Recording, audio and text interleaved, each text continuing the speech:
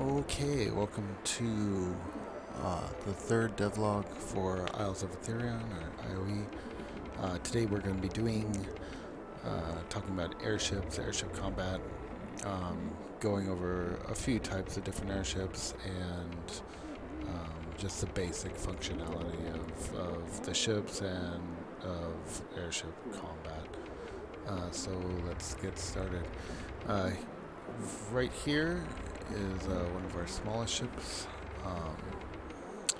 The airships basically in IoE are kind of like a mobile home, if you will, or mobile spawn points. So when I die, I will respawn at my airship. So wherever I place it in the world is where I'll come back to when I die.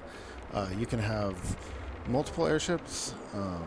They show up in your inventory with these little keys, so you can have pretty much as many as you want. You can only have one active at a time, though. So when I activate my airship, it will despawn whatever other airship I have in the world and place it here at one of the docks.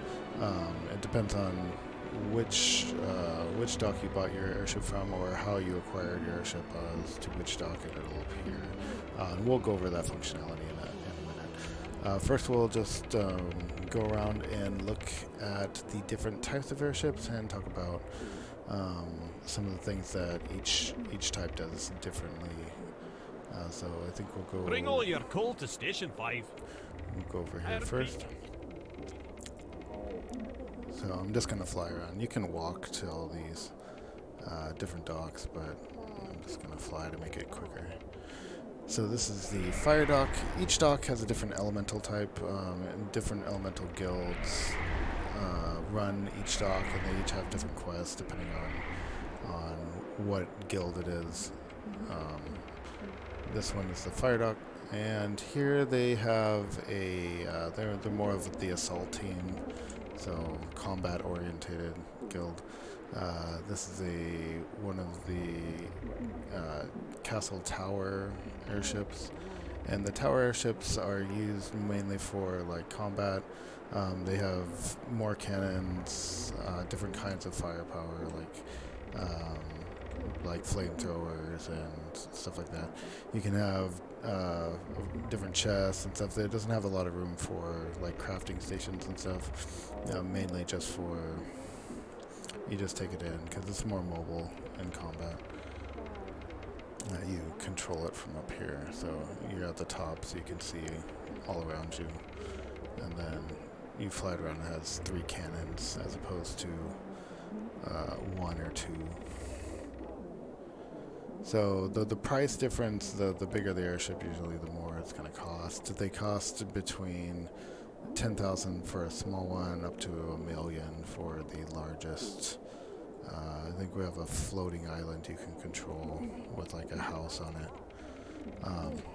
I'll go a little faster. So each different type, has its own different uses, right? Depending on what you're doing. So maybe I'm gonna be fighting a bunch of stuff. I would want to take the tower. If I want to be just if I'm doing dungeons or something, I'd want something like with more cargo space, so I can hold a bunch more items.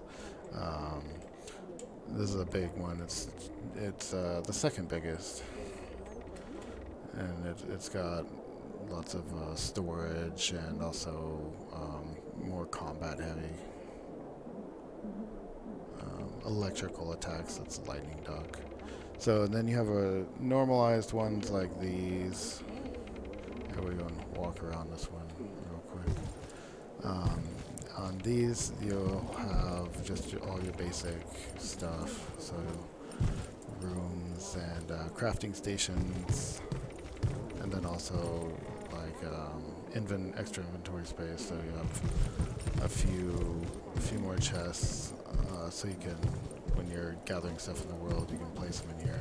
Each airship has its own chest, so if you have multiple airships, you have multiple storage. So they're expensive, but then you'd never have to really worry about storage if need be. So crafting items or whatever. Go down here to the water dock.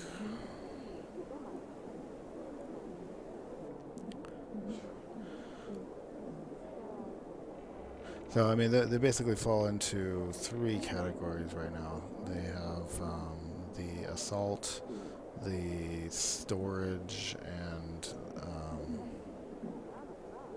and then just kind of like mobile home type, like we'll go and show the little floating island house. It's the most expensive one. But they're still different types, and these aren't all finished yet. They're still being worked on, so they'll be improved. Later on, we'll have functionality to, move things around, customize them with colors, and put hopefully put things where you want to put them on your own island. So this is a floating island you can move around. It has its own house. You'll be able to put your chests, crafting stations, whatever it is you want here, and then go park it wherever you want to do whatever it is that you're doing. If I'm mining or if I'm doing a dungeon or something, I just park this outside, and then have easy access to it to come back and forth if need be. All right, so let's okay. Let's showcase the actual flying and some of the mechanics involved in the airships. So we'll start with the smallest one here. Each airship flies differently depending on its size. First you would spawn your airship. Let me despawn this real quick. Okay. So if after you buy it or acquire it in whatever, you can just open your inventory, and then you'll just right-click the key, and it'll spawn it it'll tell you what dock it spawns at. And if you don't want to go to the dock, you can just right-click the key again, and it'll move you to your airship from wherever you're located. And then from there, we'll fly, and we can fly it. The smallest one has a lot in common with the glider. You can go through updrafts to gain altitude. You can boost your altitude with the E key, but it does, if you look at the blue bar there, the top bar, you can see is our health and our power, and going up using altitude drains our power on this one. In other airships, draining your power would be used for like your cannon or your shields, or depending on what kind of airship it is. So also, if I crash my airship into things, or if it gets attacked by another airship or monsters or something, it's going to take damage. Now, your airships don't regen health like they do power. They'll regenerate their power over time, but they'll never regenerate their health over time. And health can only be regenerated by repair packs that you can either buy or craft, and then there's different tiers to those packs on how much they heal. So you can see here I took a little bit of damage. Now you're not going to take a ton of damage just knocking trees over or rocks or whatever, because the truth is you'll probably be doing that a lot. So you can't have your airship. So when your airship is destroyed, it's destroyed. Like the key gets destroyed, and your airship is gone forever. There's no way to get it back. So that way, you can have a lot of airships, but if it's gone, it's gone. So, but you can repair your airship if let's see here. I can. I'm gonna not do it on this one. You can usually use my bar, but I have to hit on this. But this is a very small pack. You can see the health is going back up to full, so easy to repair. The packs are a little expensive. Airships themselves are expensive, so you have to save up And just when you start out, be careful what you're doing with it. Try not to get too overly ambitious because they cost a lot of money. So that's basically it for the small airship. Now we will try out something a little bigger, and we'll also showcase some combat. So you can take over other airships. There's lots of ships around, lots of sky pirates barricading the inner islands from the elemental islands here. So you'll always find them flying around in between here and the large islands. So we're gonna switch. So let's see. There we go. So we just spawned our other airship, and it's at the dock here, and then we just teleported, so I double clicked on the key, and so here we are. This is the same airship we saw before. We'll just go down to show you. This has got all like your regular stuff that you would carry around. So if I need to make more potions, or I need to make some airship repair or armor or whatever, refine minerals, it's all right here. So I just have to go to my ship, and then I can do all that crafting stuff and not have to go to town if I don't need to, and then I can go to town later. Alright, so now we're gonna go and see how this goes. I didn't level my ferry up, so ferries, I know we're not talking about races, but ferries are very fragile. They have enormous magical power, but they're very fragile. I would not recommend playing one right off the bat. Maybe after you've played a little bit and understand how everything works, you can try out the ferry. So you have different cameras. If I press the C key, or whatever you decide to bind it to, you can change your camera, and that'll bring me to my cannon. This one only has one cannon, so that's what we're going to use.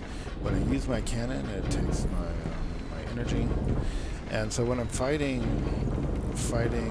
other airships, I want to take out their cannons first, because it's extremely difficult to take out an airship with the cannons still intact. So if I try to board this thing without